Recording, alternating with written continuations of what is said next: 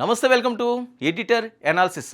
ప్రపంచం అంతా కూడా ఈరోజు ఒకే మాట అండి, ఒకే వ్యక్తి పేరు స్మరిస్తున్నది. ఒక భారతదేశంలో అయితే ఇంక చెప్పాల్సిన అవసరం లేదు.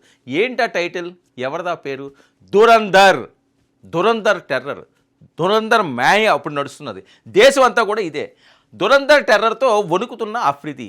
ఏంటి దురంధర్ టెర్రర్ ఏంటి? అఫ్రిది ఎందుకంటే అఫ్రిది గురించి మనకు తెలిసింది కదా, ఒక గొప్ప క్రికెట్ ప్లేయరు. సో ఆయన మునుగుతున్నాడట. మరి ఆ విషయంలోకి వెళ్ళాలి అంటే కొన్ని అంశాలు మనం ప్రస్తావించాలి. ఒక సినిమా దేశ సరిహద్దులు దాటి ప్రకంపనలను సృష్టించగలదా?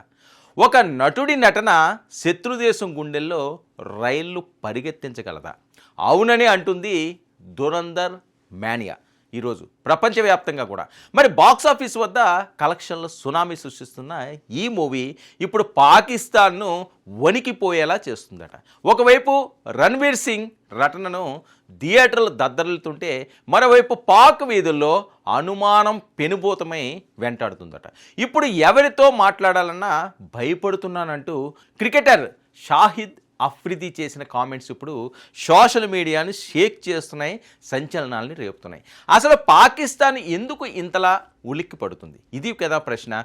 బిచ్చగాళ్ళ నుంచి అనాథలందరిపై ఎంక్వైరీల మీద ఎంక్వైరీలు చేస్తుందట. దురంధర్ ఇప్పుడు ఇది కేవలం ఒక సినిమా పేరు మాత్రమే కాదు, ఒక ఎమోషన్. ఇండియన్ స్పై థ్రిల్లర్ చరిత్రలో ఒక నయా అధ్యాయానికి కేర్ ఆఫ్ అడ్రస్గా దురంధర్ నిలిచింది.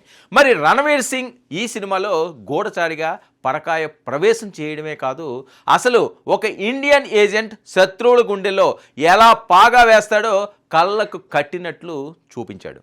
ఇక బాక్స్ ఆఫీస్ రికార్డులు ఇప్పుడు బద్దలవుతున్నాయి, విమర్శకుల నోళ్లు మూతపడుతున్నాయి. కానీ అసలైన డ్రామా ఇండియాలోనే కాదు, సరిహద్దు అవతల పాకిస్తాన్లో కూడా నడుస్తుంది ఇప్పుడు. ఇక సినిమా మొదటి భాగాన్ని నెట్ఫ్లిక్స్లో చూసి షాక్ అయిన పాకిస్తాన్ జనం మరి ఇప్పుడు సెకండ్ పార్ట్ చూసాక పిచ్చెక్కిపోతున్నారట.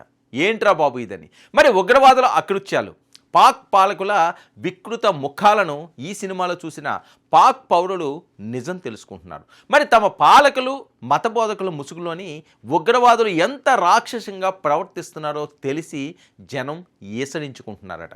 మరి ఎక్కడ తమపై తిరుగుబాటు వస్తుందోనని అప్రమత్తమైంది పాక్ ప్రభుత్వం. సినిమా ప్రభావం ఎంతలా ఉందంటే ఇప్పుడు పాక్ వీధుల్లో ఎవరిని చూసినా ఇండియన్ ఏజెంట్ లాగే కనిపిస్తున్నారట. మరి అనుమానంతో పాక్ నిఘా సంస్థలు రోడ్లపై ఉన్న యాచకులను, అనాథలను, ఏ దిక్కు లేని వారిని పట్టుకుని విచారిస్తున్నారు. మరి వీరంతా మారువేషంలో ఉన్న భారత గూఢచారులేమోనన్న భయం వారిని వెంటాడుతుంది. మరి సోషల్ మీడియాలో వైరల్ అవుతున్న వీడియోలు చూస్తుంటే పాక్ ప్రభుత్వం ఎంతటి అభద్రతా భావంతో ఉందో ఇట్టే అర్థమవుతుంది. భారత్ ఏజెంట్ల ఆనవాళ్ల కోసం ప్రతి అడుగును జల్లెడ పడుతుంది పాక్ యంత్రాంగం. ఇక ఈ ఉత్కంఠభరిత పరిణామాల మధ్య పాక్ మాజీ క్రికెటర్ షాహిద్ అఫ్రిది చేసిన వ్యాఖ్యలు ఇప్పుడు హాట్ టాపిక్గా మారినాయి. ఇప్పుడు మా దేశంలో ఎవరితోనూ మాట్లాడలేకపోతున్నాం, ఎవరిని నమ్మాలో తెలియడం లేదు అంటూ వాపోయిన అఫ్రిది.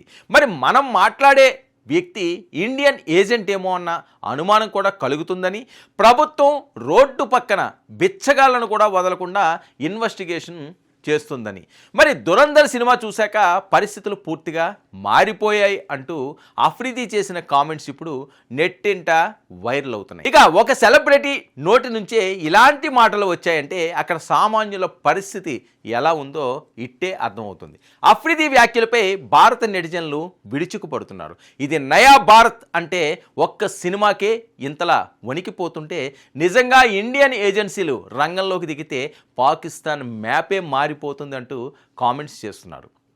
ఉగ్రవాదాన్ని పెంచి పోషించడం మానేసి బాధ్యతగా ఉంటే భారత్ ఎప్పుడు అండగా ఉంటుందని హితవు పలుకుతున్నారు కూడా.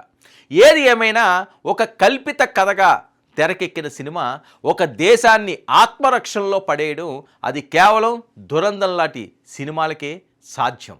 సినిమాటిక్ పవర్ అంటే ఇదేనేమో. తుపాకులు పట్టనక్కర్లేదు, యుద్ధం చేయనక్కర్లు లేదు. మరి కేవలం వాస్తవాలను వెండి తెరపై ఆవిష్కరిస్తేనే శత్రువుల వెన్నెలో వణుకు పుడుతుందని దురంధర్ నిరూపించింది. మరి అఫ్రిది లాంటి వాడు భయపడుతున్నారంటేనే అర్థం చేసుకోవచ్చు సత్యం ఎంతటి బలమైనదో. మరి పాకిస్తాన్లో ముదురుతున్న ఈ ఏజెంట్ ఫోబియా ఇంకెన్ని మలుపులు తిరుగుతుందో వేచి చూడాలి.